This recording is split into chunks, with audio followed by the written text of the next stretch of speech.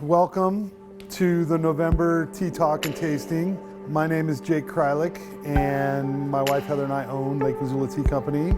We started our business in, October of 2012.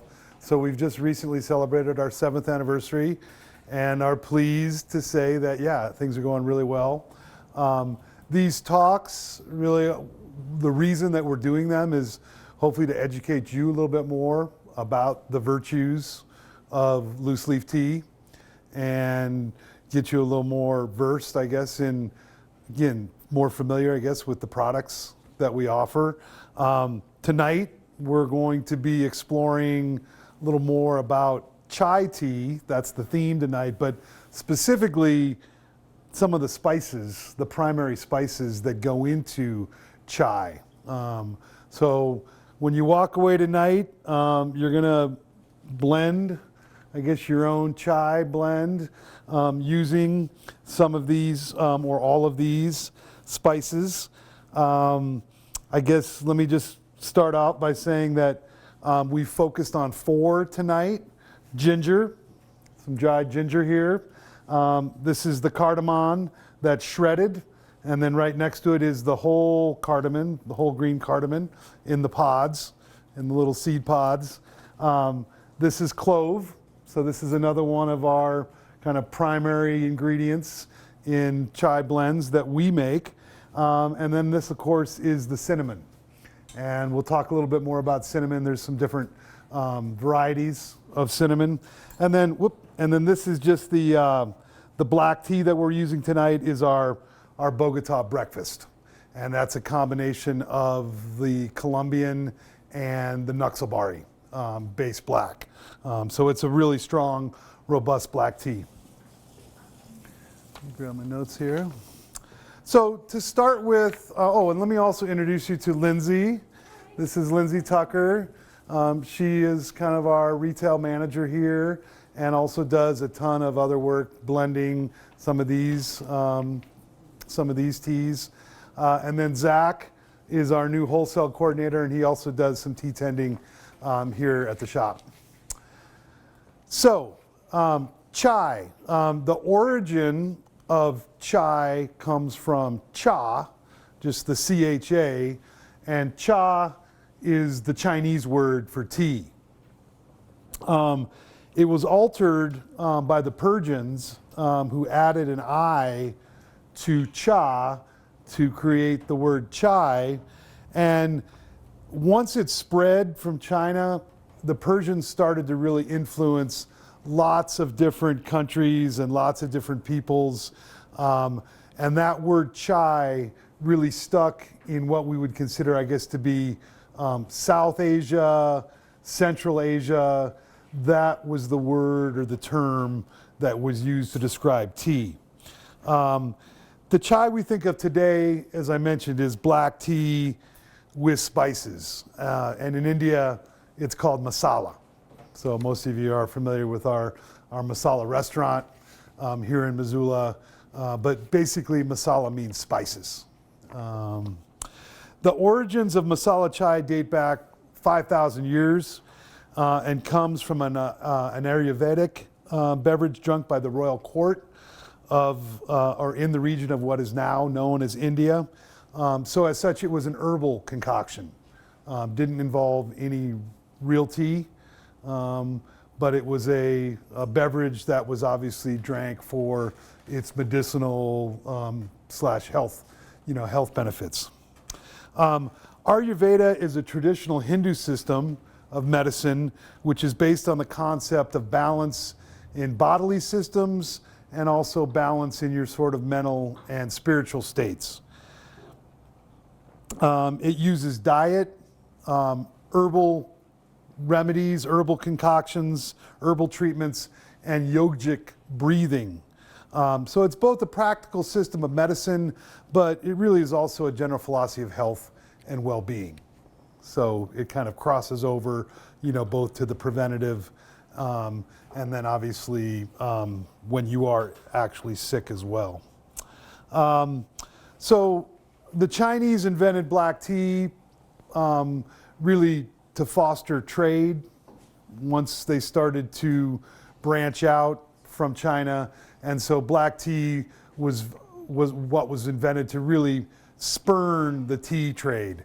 And so the English, the other European nations, even us here in America, once the colonies were established, were really prized black tea. And so the black tea, once, as I said, that it was invented, the chai that we now know today was really developed and was spread throughout Asia. But chai became a black tea with spices, and then milk and different sweeteners were added over time. And for you guys who are new, this is the Scheherazade Chai that you're trying right now. It's a really bold Indian-based tea, and that has ginger, cardamom, clove, and cinnamon. The main purpose is for everyone to kind of experiment with their own blend and use some of these spices, ginger, green cardamom, clove, and cinnamon with the black tea to kind of create your own, and then take it home and see what you think. But so a little focus on botany and some of the plant taxonomy is necessary to really understand how teas got spiced. The spices used in preparation of chai teas all come from plants. They do not belong to a single plant family, but many of them are related. For example, the cardamom, the ginger, and the turmeric belong to the Zingiberaceae family, and myrtle, pepper, and cloves are part of the Myrtaceae family, so the myrtle family. And the spices also come from different parts of the plant. They don't all come from the same part. Seeds like mustard and sesame, bark like cinnamon. So this actually is, from the bark of the cinnamon tree. So, they kind of refer to as quills. Blossoms like cloves. So cloves are basically a flower bud. And fruits like pepper, and rhizomes like ginger. So the rhizomes are the tubers or the stalks underground. Spices and the plants they come from can be hard to classify, but are generally put into the category of aromatics with other perfumed plants. In medieval times, when the spice trade was really taking off, spices were commodities, highly sought after commodities, resulting in many wars, much conflict, much competition was created, but all of which, of course, drove a lot more exploration, a lot more economic development, all resulted from, the spice trade. Originally, it included things like silk from China, cotton, and even precious metals. Now, today, when we think of spices, it's really focused on the edibles, the things that we consume. Unlike condiments, spices are not eaten alone or added separately. They are ingredients blended into cooking dishes or beverages. And they're designed to provide strong, tangy, pungent flavors, to our food and drink. Spices must undergo some processing after being picked.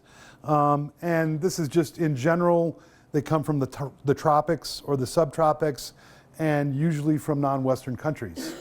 So we're talking about areas that were, subject to a lot of colonization. So obviously that affected, some of the social, economic, and political systems. So starting with cinnamon, cinnamon, it's a name for several species of tropical trees. In ancient times, the Romans, for example, used to love to cook with it, and they also used it in blending wine. It was definitely sought after in the Roman Empire. But the cinnamon comes from the inner bark of trees from the genus Cinnamonum and from the Lauraceae family, so the laurel family in Asia. And so this is a family of evergreens. So these are not deciduous trees, these are evergreens. Cinnamon is produced by cutting the stems of the tree, generally the smaller branches, maybe an inch or so wide. And once you cut those stems, you're trying to extract the inner bark and remove the woody parts. So let's just pass these along and people can kind of take a closer look at some of those cinnamon sticks there and the quills. But that's the process. And so when it dries, it forms strips that curl into rolls or sticks that can be then ground to form cinnamon powder. Obviously, all of these can be ground into powders, which of course are kind of easier to dissolve when you're blending. But obviously you can also use them in a coarser, way too. Like tea, over the past 2 centuries, it's pruned to keep them from growing tall, and so in a commercial sense is now maintained as a shrub. But like the tea plant, would grow as a small tree in the understory of the rainforest.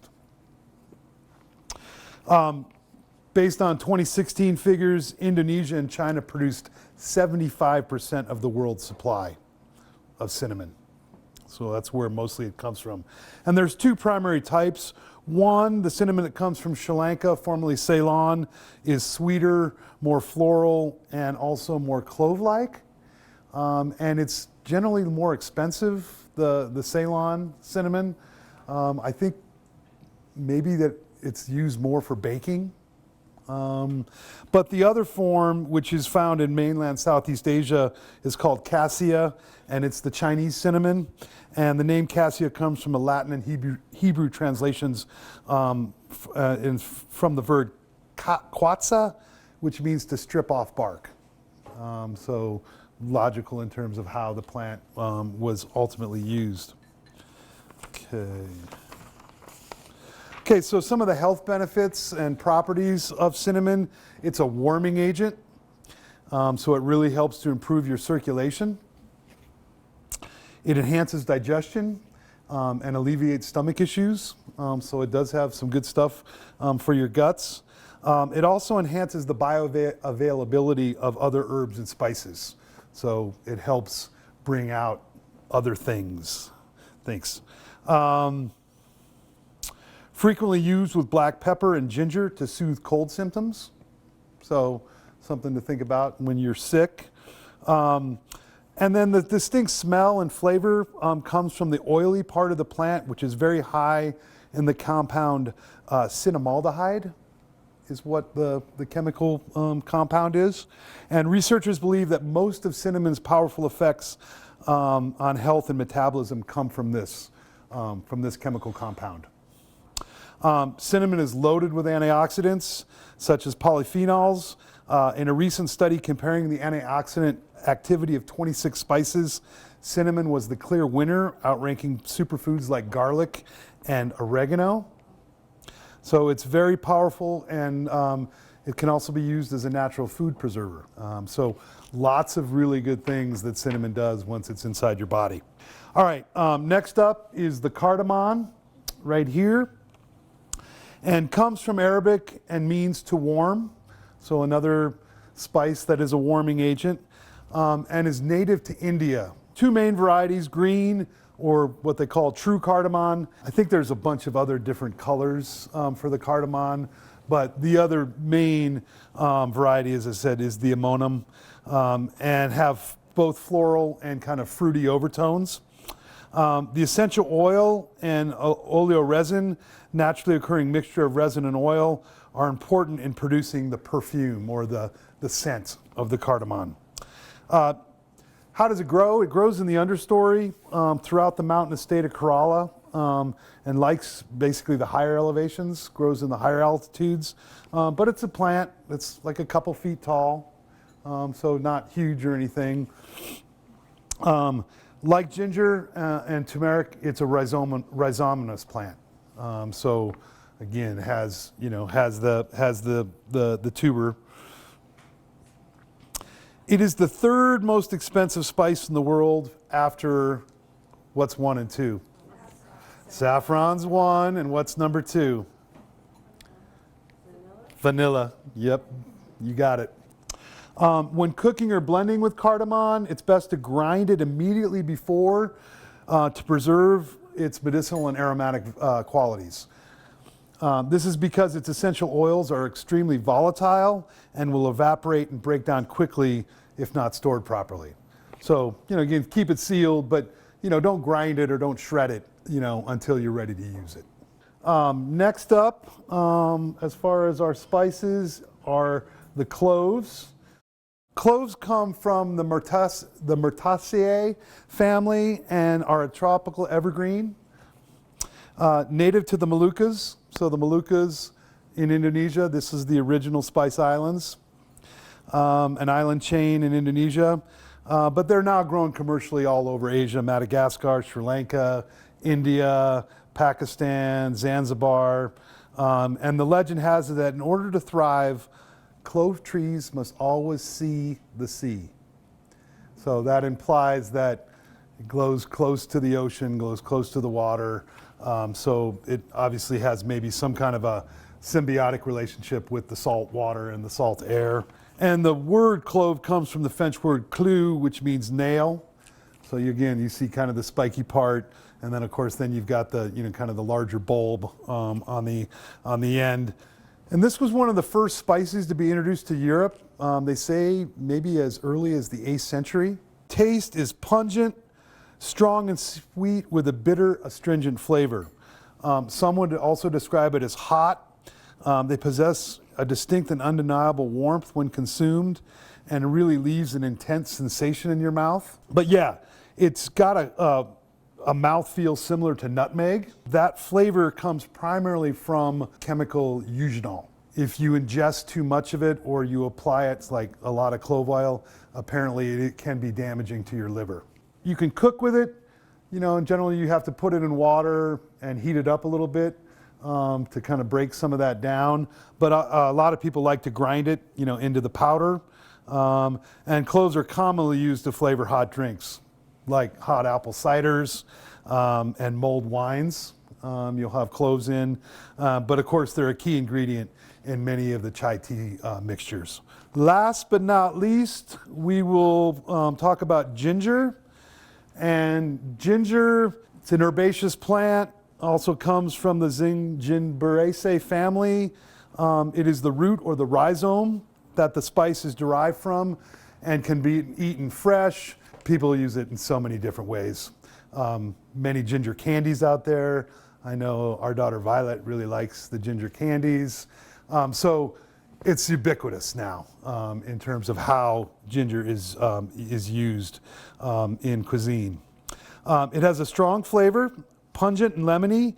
Also is used in both sweet and savory dishes. But to me, it has that distinctive bite. When you really taste that ginger, it has that distinctive bite. Ginger is grown all over the tropics, but can also be planted and grown in cooler, drier climates. India is the largest producer, but China, Indonesia, Japan, East and West Africa, the West Indies, Brazil, Australia, all grow and process it. I think here in North America, you may be able to grow it in a greenhouse. Depending on where it's grown, it has a pretty wide range of flavors. So the profiles can be very delicate, like the ginger that comes from Bengal in Western India. In Australia, they say it's extremely spicy. So I don't know if that has to do with the soil types in Australia. And then like in West Africa, it has strong notes of camphor. Ginger is the primary spice and provides the base for chai tea. And most chai recipes have greater concentrations of ginger, so you might want to put a little bit more ginger in your blend than some of these others. So ginger is very rich in potassium. So potassium, obviously, we very much need that in our bodies, and also supports digestion, immunity, and circulation. It is a known anti-inflammatory and is also good to reduce cholesterol and is a very effective antidote to nausea, vomiting, any kind of stomach discomfort. Get some ginger root in you. I guess one thing that's really the beauty of all this is it's all up to you how, people have been creating their own tea blends and chai blends for a long, long time. So, if you have the motivation and energy, you could obviously go out and buy some of these spices, in the bulk section at the good food store or, online, and then obviously blend them yourself at home. It's totally doable. In today's kind of definition, it implies that it's a black tea, any kind of black tea with spices. Oh, That's the definition. Yep. But as I said, like before tea was discovered in India, they were drinking it, like I said, more of an Ayurvedic, which was just like, kind of herbal, herbal concoctions that they created. So you could certainly do that too. But the chai does imply that it has a caffeinated base, which is the black tea. I think the biggest thing is, one, it's fun to kind of blend your own teas. It's just, it's a fun process. But I think you also are getting a little bit more in tune with why you're drinking it and, again, why it's good for you when you are, kind of putting your hands on it. And, clearly, our motto here, drink tea, live longer. We are fervent believers that it's going to allow you to have, a healthier, longer life if you are, a fairly religious tea drinker, like we are, or we've become.